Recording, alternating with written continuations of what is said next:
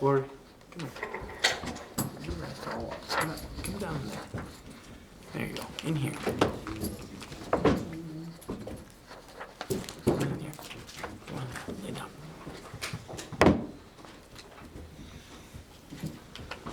Okay, let the meeting start. Please silence your cell phones, or Matt has a jar. January 22nd, 2025, 4 p.m. for our Trinidad Palms Water District Board of Directors meeting. This meeting may also be viewed on the district's website at www.trinidadpalmswater.net. The board reserves the right to discuss only or take action on any item on the agenda. Cindy, call to order, please. Director Arthur? Present. Director Coghill? Here. Director Leeser? Here. Director Woods? Here. Matt, would you lead us in the pledge of allegiance this afternoon? I have to move, right? And the chair. Acceptable. And if you're hurt, ready, begin. I pledge allegiance to the flag of the United States of America and to the republic for which it stands, one nation, under God, indivisible, with liberty and justice for all. Don't forget your microphones, guys. Yep. Okay. Are there any additions or deletions to the agenda? Thank you. Public comments. Are there any public comments? Waiting. Be simpler that way. Item 1, presentation and consideration to receive and file the Trinidad Palms Water District's fiscal year 2023-2024 audited financial statements. John Matters. Good afternoon, President Coghill and members of the board. Today before you for the district's yearly audit report for fiscal year 2023-24. Making the presentation for Edie and Payne is partner Brandon Farrell, and if there's any questions afterwards, Brandon's here for the presentation. Thanks, Matt. Thank you, the board, for having me here today, and also having you be paid for your guys' auditors. We have completed the audit for the district for the year ending June 30th, 2024. And happy to report, we have issued a clean opinion. So what that says is that the financial statements are presented fairly in accordance with generally accepted accounting principles. As part of our audit procedures, we are required to assess internal controls. If we find deficiencies in internal controls, we issue what we call an internal control letter, indicating whether it's a material weakness or significant deficiency, and then we make recommendations to management on how to rectify that. So in our assessment of internal controls this year, we came across one instance that we considered a significant deficiency. And that's surrounding the blank check stock. So there was some blank check stock that the general manager had access to. And so a important part of internal controls is segregation of duties. And what this relates to is the person signing the check should not have access to the blank check. So we brought that to the attention of management. Right away, they changed their procedures. And going forward, we'll have some stronger internal controls. Any questions on that specific one before I move on? Okay, just wanted to make sure we had no questions. And as far as the audit's concerned, again, I think the audit went off without a hitch. Between Matt and Cindy's crew, very transparent in facilitating our audit. So again, I thank them for assisting us in that. There were no material in relation to the district's financials, any new accounting pronouncements that we had to implement or assist implementation in the current year. As part of our discussion with the board, we'd like to draw attention to certain things within the financial statements. Two of them being significant estimates and then significant disclosures. And here they happen to relate to the same thing. So the most significant estimates in the financial statements for the district is related to the pension and OPEB liabilities. Again, these liabilities are calculated using an actuarial, which again estimates or makes assumptions on future salary increases, inflation rates, investment rates, things like that. So ultimately, these are estimates that could differ from actual as we progress throughout the years. And then we draw attention to those disclosures. Again, if you look at the financial disclosures, the disclosures notes related to the pension and OPEB liabilities are quite expansive. So again, there's a lot of information in there, and they're probably the most significant within the financial segment, so we draw attention to those. Any questions on this slide, or any questions about what I just said? All right. None. If we go to the next page, that was on I guess the second page of the slides. If you're looking at the third page, it's titled Statements of Net Position Summary. So here we have a condensed version of the statement of net position, which presents your assets, liabilities, and ultimately the net position within the district. And looking at this, we'll talk about total assets here. Total assets this year is about $34 million, just about $34 million. Up from about $33.6 million in the prior year. So that's an increase of about $642,000 in total. And most of this was an increase in cash and investments compared to prior year. And there, it was kind of offset by a reduction in capital assets, which is just related to the accumulated depreciation, bringing the net book value down of those assets. Further down, we have the liabilities. Total liabilities this year about $6.2 million compared to about just over $6 million in the prior year. So not a bit of an increase, but not too much here, and that's majorly due to the increase in the pension and OPEB liabilities. Ultimately, we have an ending net position of about $28 million, just over $28 million compared to about $27.7 million in the prior year. Any questions on the statement of net position as presented? None. Is that enough? None. Okay. On the next page is a statement of revenues, expenses, and changes in net position summary. Again, it's a condensed version that's showing our operating revenues, operating expenses, and then the non-operating items. Ultimately, we have a change in net position. Think of that as your bottom line net income of about $400,000 compared to about $554,000 in the prior year. So a decrease of about $150,000 there. So, and we can see that the changes on year over year from operating revenues about just under $7 million in the current year compared to just under $6.4 million in the prior year. That increase in this year is mainly due to the increase in the water consumption sales. Operating expenses just under $7.3 million compared to about $6.2 million in the prior year. This is about $1.1 million difference or increase from prior year. It's about $590,000 from general and administrative expenses and about $340,000 from the transmission and distribution expenses overall. Just kind of those are your big ticket items as far as the variance year over year. In non-operating revenues, we have about $728,000 this year compared to $397,000 in the prior year. That increase of $331,000 is primarily due to the increase in the investment activity. So again, a lot better returns as the market turned from year over year. We saw that increase related primarily to the investment revenue. Any questions on the statement of revenues and expenses? So again, that is what we call a proprietary fund, or the business type activity. The district does have a fiduciary fund, which is related to the pension that was transferred over to the city some time ago. And you'll see on this year on the next page is that it's all zeros this year. So we close out, the district closed out the pension, so ultimately there are no assets and liabilities. Everything's, I know, I'm sure everyone's happy about that. So again, as far as the assets, deferreds, and liabilities are all at zero because the pension has been terminated, fully funded, and it is currently off the books. And then if we turn to the next page, this is just the additions and the changes in fiduciary net position. So this is legitimately the activity related to closing out the pension. So your big deduction here, that 1.3, that is legitimately the expense on behalf of the districts, what the district had to pay to again terminate the pension fund. Any questions on this? So that completes my presentation. Again, want to thank the board, want to thank management for having us here, and I will take any questions that you guys may have regarding the audit. Thank you very much for going through that slide program with us. Director Woods, any comments or questions from your side? No. No questions. No, none, thank you. You guys I make have my no job idea. very easy. Thank you very much. All right, you guys have a great evening. Thanks, Brandon.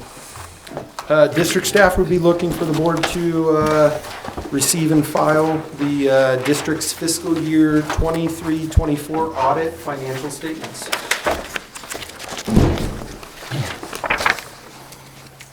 that gonna take a motion? Yeah. That's gonna take a motion, ladies and gentlemen. I'll make a motion. I'll second. Cindy, roll call vote, please. Yes. Director Arthur? Aye. Director Leeser? Aye. Director Woods? Aye. Director Coghill? Yes. All right, moving right along. Item number 2 on our agenda. Consideration of Resolution 25-01, adopting annual statement of investment policy. General Manager? Thank you, President. Before you this afternoon is the district's annual investment policy and Resolution 2501, adopting the annual statement of investment. This policy designates the general manager as the management's responsibility for the policy. The 2 investment pools in which the district is able to participate is California Class and State of California's LAIF program. And today's staff would be making the resolution to accept Resolution 2501, adopting the annual statement of investment policy. If there's any questions or comments, I'd be glad to answer. Dr. Arthur? This is just the one where we just had the small change, like, we just Yeah. changed like 1 or 2 paragraphs, right? Yeah, 2 years ago, I believe, we added the class investment, and the class is where the majority of our investment pool is at, but LAIF, there is some money in there as well. Okay. That's all I have. Yeah. No questions? I move to adopt the annual statement of investment policy. I'll second. All right, been moved and seconded. May I have a roll call vote, please, for the record? Director Arthur? Yes. Director Leeser? Yes. Director Woods? Yes. Director Coghill? Yes. Item number 3, our consent calendar. Matters on the consent calendar are to be considered routine and will be enacted by one single motion. There'll be no separate discussion in these items, no separate discussion of these items unless the board, staff, or public request specific items to be removed for separate discussion and action before the board votes on the motion to adopt. They include the minutes of our regular meeting on December 18th and the audit list.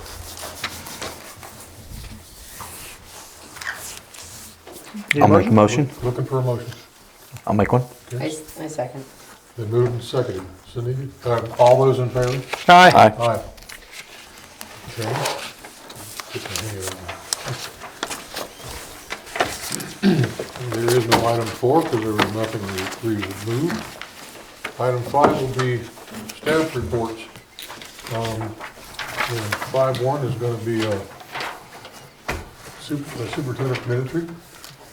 Good evening, Board of Directors. The Operation and Maintenance Department performed the following tasks during the month of December. Responded to 78 USAs. We had 35 shutoffs, 589 total completed work orders, exercised 159 valves. There were 1,408 past due bills, totaled $9,939 in penalty fees. And we also tested and exercised emergency generators and sounded the wells for December. And that's all I have. If the board has any questions, I'd be glad to answer.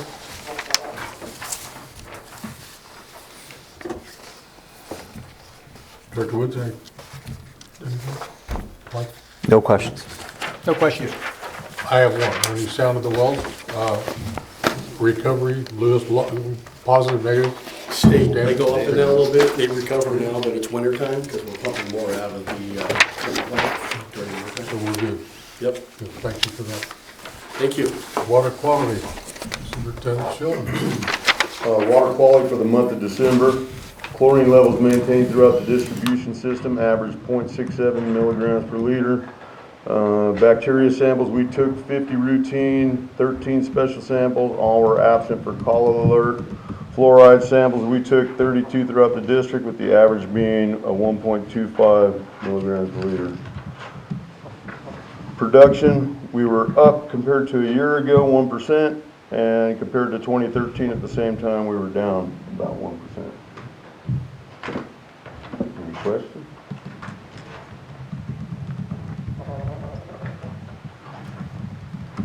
No questions. None? Did I miss something? No. Okay. No questions. Thank you, Robert. And the next on the agenda is finance. Cindy? Good evening, Board of Directors. We are looking at November's financial statements, and for the month of November through year to date, our revenues and expenditures, minus expenditures are coming to 1.1 million. Our budget was 1.2 million, so we're at 88% of what we budgeted. We always look great this time of year.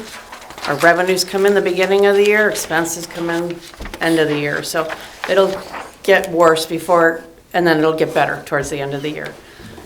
And that's all I have. Happy to answer any questions if you have any.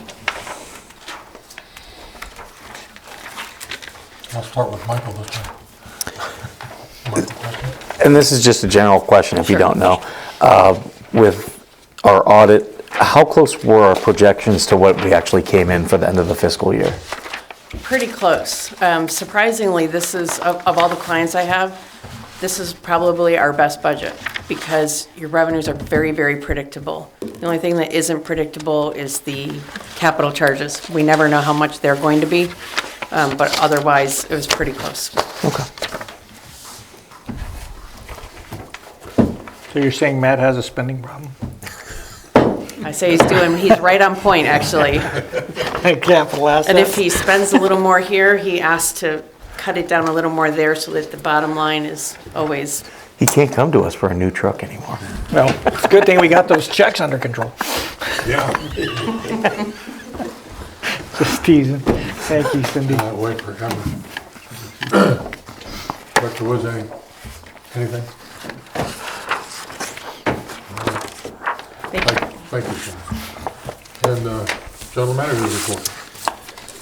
Good evening. I will be quick. District staff was informed by the County Board of Supervisors on the 14th that we would have a new board member, and they pulled the agenda item Monday the 13th. So we're still waiting for the appointment of the new board member. I just wanted to keep you guys updated. County staff has informed us it is not from district's doing or wrongdoing. We've been on top of them every month with emails. So again, just some apologies from Don Rao and Stephen Reyes today at a roundtable meeting that the Register of Voters have not vetted the board member as of today yet. So we're still waiting on that. On January 17th, I was able to attend Aqua's Region 9 board meeting down at Mission Springs Water District. And at that board meeting, I also was able to do a tour of their new wastewater facility.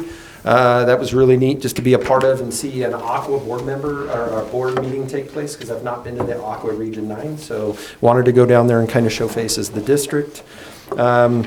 I did have a conversation with Keith Gardner, which is the planner for the city, in conversation about budget on capital improvement. We had that discussion last month. And at budget time, we are going to have a discussion with the city to see what their projection are on new housing for capital impact fees.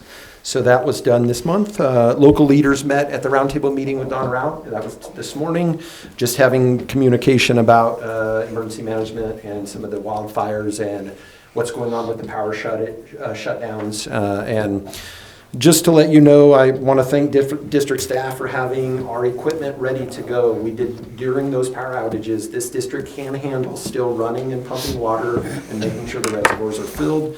We did run one emergency generator at one of the big well sites, but only because at times it's hard to see where some of the reservoirs are. We didn't do it in an emergency just to say, hey, let's get that generator out there running. And then the other big generators were set at sites, and now we have stationary generators, so all those generators can kick on when we have this emergency. So that was kind of neat to be there.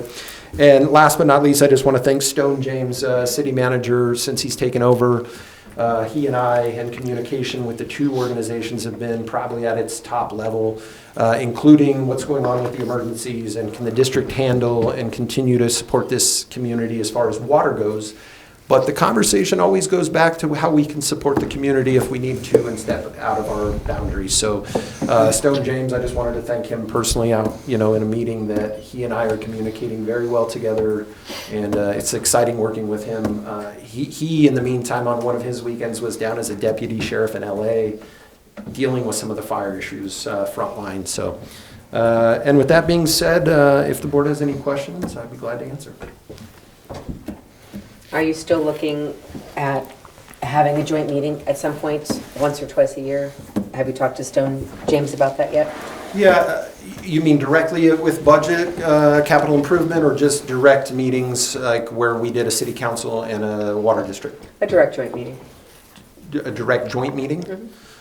We haven't had a discussion since he's come on, but I know he's really key on us communicating and staying together as a unit. So we could have that discussion to see if, like the water board meeting and then afterwards maybe a city council meeting?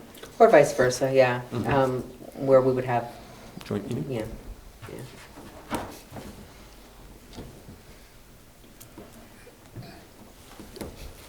Their chambers and our chambers are a little small for that, based on the amount of people that usually go to a city council meeting. Any recommendations on where we could have such an event? I'm sure we could think about it once we decided if we were going to do it, but again, the two educational agencies do it twice a year, and we make an accommodation to have a short joint meeting, or some other type of interagency conversation and discussion about the state of community affairs within the two elected boards. I'm for it, I just was wondering where. They've had some open meetings for candidate forum at the new Project Phoenix, at the auditorium. They've got other facilities, so I would almost guarantee Stone is, this is a positive thing for our community, so let's bring that up and see when that meeting can happen. Your brother? I have no questions. None. Could you expound on the request we got from the mutual aid?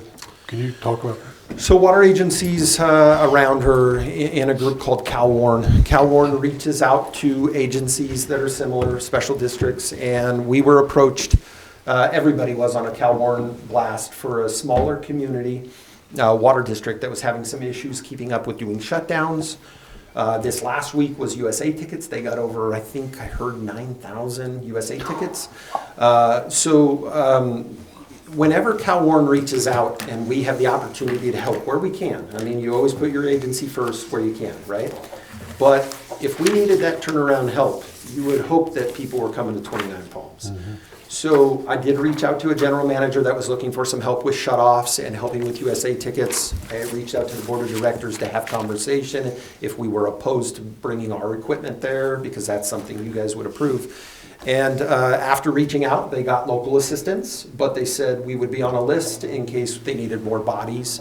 And again, it was simple shutdowns, turning on and off AMSs, and helping out with their emergency generators. I wouldn't necessarily be okay with that if we didn't know how to run their generators, but this last week was about USA Tickets, and again, they wanted to try to go local first, who could help that was close by, because there wasn't a lot of lodging, there wasn't a lot of food facilities. So just tried to stay open with CalWarn and let them know that Little 29 Palms was ready to send a couple trucks and maybe a couple of guys to help out. Because if we ever had that emergency, we would definitely want CalWarn there to help us as well. So everything has been pretty smooth, where they don't need somebody coming from so far. But we have our name on a list ready if they need a couple of bodies. During billing week, we would not be able to do. Everybody during billing week is working on bills and getting door hangers and everything out. But during the fires, after billing week, which would have been this week, or not this week, billing was last week, we would have definitely had the opportunity to send a couple of crews and get USAs done. And even then, those are a little, we don't know their system like we know our own, so it would be us taking some of their mapping equipment and making sure that we would be confident. It would be sending more of our more knowledgeable guys, our higher service workers that have been in the field doing USA Tickets. But we did not have to send a team, but I wanted to be ready with a team that we could go out there and show our faces helping in a time of need. So I'm glad you reached out to them. I believe in the mutual aid system, and it's just that, it's mutual aid. It's reciprocal, so I'm glad you reached out. All right. Thank you for your report. Future agenda items and staff, let me start that over. Future agenda items and staff tasks. Director's comments and reports.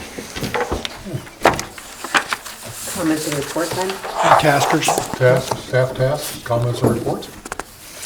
I'm just waiting for the nomination approval for the 5th board member.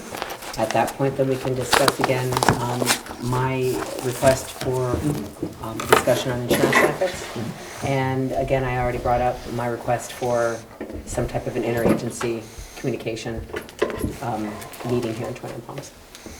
Okay. Anything from Director Mike? Director Arthur? Nothing for the board. Director Leeser? Nothing. Okay, I have nothing.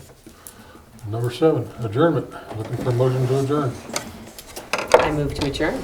All in favor? Aye. Or second, all in favor? Seconded. All right, we are adjourned.